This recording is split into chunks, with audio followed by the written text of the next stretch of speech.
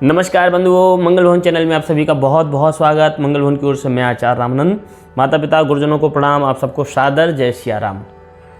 बंधुओं, आज हम बात करेंगे बृहस्पति के गोचर की।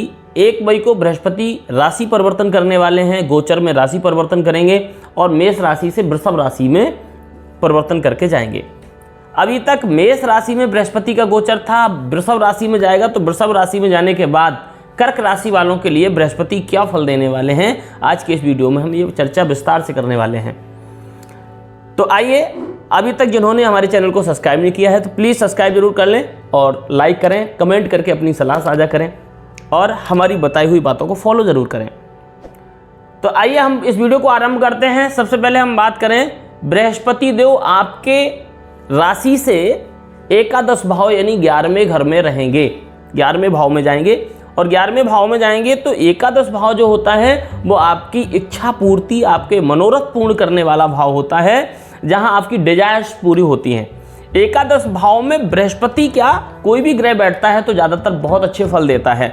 और बृहस्पति देव अगर एकादश भाव में बैठे हैं तो बृहस्पति तो पूरी कुंडली के ग्रहों में, नवग्रह ग्रहों में शुभ ग्रह, सबसे श्रेष्ठ शुभ ग्रहों में से एक हैं। तो इसलिए बृहस्पति यहाँ बैठ करके आपको बहुत ही जोरदार फल देने वाले हैं, भर भर के चारों तरफ से लाभ देने वाले हैं। बृहस्पति देव यहाँ बैठ करके सबसे पहले तो आपकी जो अभी तक इच्छाएं रुकी हुई थी, अभी तक जो आप करना चाहते थे अपने मन का वो पूरा नहीं हो रहा था, आप प्रयास लगातार कर रहे थे, लेकिन कहीं ना कहीं कोई रुकावट ऐसी आती थी, कोई अड़चन आती थी, जो आपकी बनी हुई प्लानिंग सारी सब वहीं खत्म हो जाती थी। लेकिन यहाँ बृहस्पति देव आपको 1 मई से आपकी इच्छा पूर्ति जरूर करेंगे। जो आप बहुत लंबे समय से प्लानिंग कर रहे हैं वो सफलता आपको निश्चित मिलेगी। बृहस्पति देव की दृष्टि बहुत ही शुभ मानी जाती है। यहाँ एकादश भाव में बैठ करके बृहस्पति जब दृष्टि डालेंगे तो 3 जगह दृष्टि डालते हैं और आपकी राशि के अनुसार एकादश भाव से पहली दृष्टि बृहस्पति की आपके 3रे भाव में जाएगी। और 3रे भाव में देखेंगे तो सबसे पहले तो अभी तक जो आप लेजनेस होकर के बैठे थे, अभी तक आप जो आलस भरा पड़ा था, हर चीज़ को जो डिले कर रहे थे, अब यहाँ बृहस्पति डिले नहीं होने देंगे। आपको एक प्रेरणा देंगे, आपको एक उत्साह देंगे, आपको एक ऊर्जा देंगे ऐसी कि जो आप अपने काम के लिए आगे बढ़ करके निश्चित ही आप मेहनत करेंगे। अभी तक आप आलस कर रहे थे तो बृहस्पति का ये प्रभाव देखने को मिलेगा। भाई बहनों के साथ जो संबंध कमजोर थे अभी तक, वो वहाँ बहुत बेहतर रिश्ते होते दिखाई दे रहे हैं। और इतना ही नहीं, जो ऑनलाइन काम करते हैं, जो सेल्स मार्केट में काम करते हैं, जो टेक्निकल लाइन में हैं, इन लोगों के लिए बृहस्पति का गोचर कर्क राशि वालों के लिए बहुत ही ज़्यादा लाभ देने वाला है, इनको बहुत अच्छे स्तर पर सफलता देने वाला है।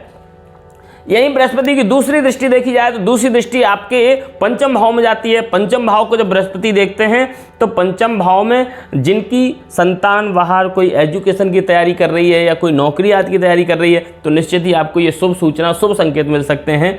और यहाँ तक जिनके संतान नहीं है, जो संतान प्लान कर रहे हैं, तो यहाँ संतान, नए मेहमान के आने के भी शुभ संकेत हैं।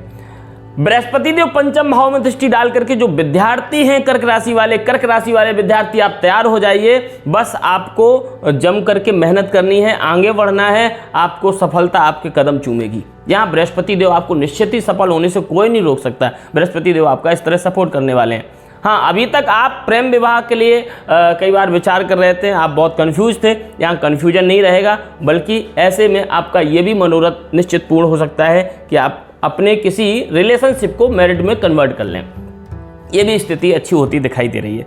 यदि हम बृहस्पति की 3री दृष्टि की बात करें तो 3री दृष्टि आपके सप्तम भाव में जाती है। अभी तक जिनका विवाह नहीं हुआ है वो लोग निश्चित तैयार हो जाएं कि बृहस्पति देव 1 मई के बाद आएंगे तो आपको 2024 में निश्चित विवाहित बनाएंगे और आपको जीवन साथी प्रदान करेंगे। बृहस्पति देव यहाँ सप्तम भाव में दृष्टि डाल करके आपकी दैनिक इनकम का स्रोत बढ़ाएंगे, आपकी दैनिक इनकम बढ़ेगी, आपके व्यापार में वृद्धि होगी लगातार, और आपके जीवन साथी का भी यहाँ कद बढ़ता हुआ दिखाई देता है। तो ये बृहस्पति आपको भर भर के फल देने वाले हैं। लेकिन एक बात का भी ध्यान रखिए, 3 मई से 3 जून तक बृहस्पति अस्त रहेंगे, तो इस बीच में हो सकता है आपको बहुत ज़्यादा अच्छे रिजल्ट देखने को ना मिले और इसके बाद बृहस्पति का गोचर उत्तम रहेगा। लेकिन 9 अक्टूबर से लेकर के 25 फरवरी तक 2025 के 25 फरवरी तक यहाँ बृहस्पति वक्री अवस्था में रहेंगे।